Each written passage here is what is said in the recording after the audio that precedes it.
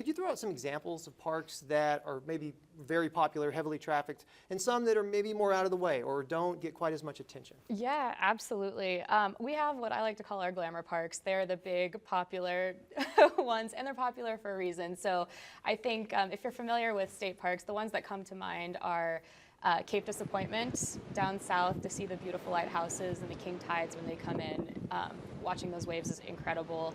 And then Deception Pass up north is also one of our biggest parks. And of course, we've got the beautiful bridge, we've got water access.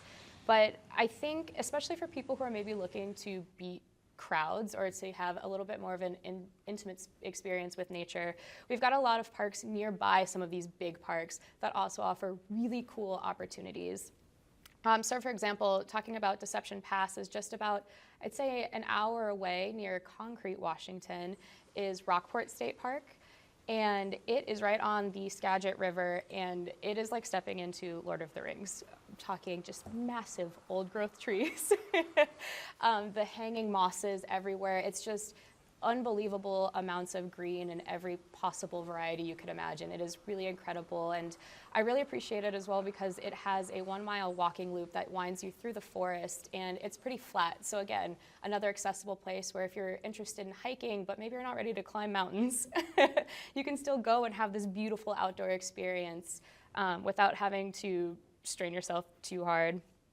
In addition to that, like I mentioned, Cape Disappointment, maybe 5 minutes from that park is Fort Columbia, and I think this is one of the hidden gems in the state park system. It's really easy to drive by it. People have probably seen the sign and not realized, but if you tuck into that park, it's actually one of the most intact coastal defense structures that we have in the United States. And anytime I've been there, there's only ever a handful of people, and so you have this cool experience of getting to walk inside old bunkers and underground and see what those things look like. And still, you've got forested trails, you've got beach access, and again, having this park basically all to yourself on the coast is just very, very cool. One other one that I would mention is Schaefer State Park.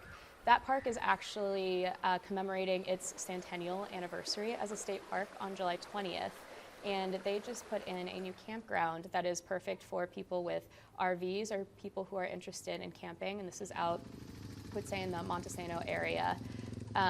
It's a beautiful park on the Satsip River. So again, a great place to go in the summer with a little bit less crowds than maybe nearby Miller, Sylvania, and enjoy some of the water there and the camping underneath the trees. So a couple of really great options.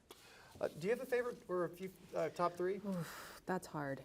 I'm putting you on the spot. I know I'm doing that. So. I do love Miller Sylvania State Park. Just the old growth is beautiful. I love Tomey too because it's next to the water and it's small.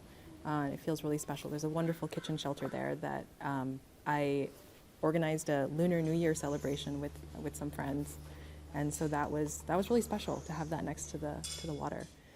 And then I would say in Ellensburg, actually, the Olmsted House, because it's something that I didn't expect to be a state park. You know, it's an old house, and there's a lot of cultural artifacts and history there that I just was totally unaware of. You can watch the rest of the interview by clicking the link below and check out the Impact Archive for more in-depth interviews you won't find anywhere else.